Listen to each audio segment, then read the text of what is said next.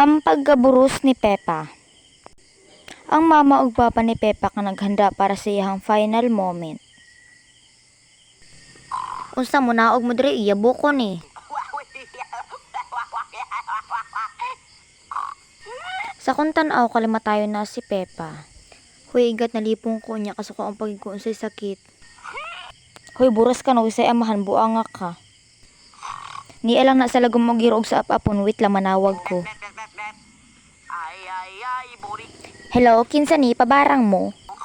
Paghilom bayot sugpa-sugpaon di karon si Pepe daw kuno nalipong unya kasukaon. Ay, naliwat jud siyang inahan niya paggibigaon. Wait lang mo anak ko dira pag andam ng lungon.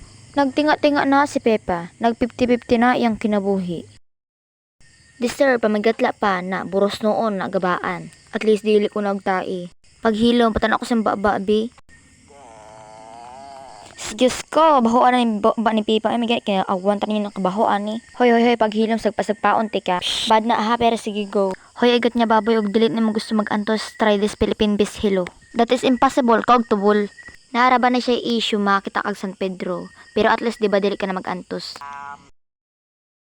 Yaks, iyo, kabitir ba ani oy? Sus, ay baboy, kamugani nabiting ka na inyong relationship? Unya manaog sa ko mga damak mo kayo panimpyo sa mas inyong bala bago magbinigya-bigya ha.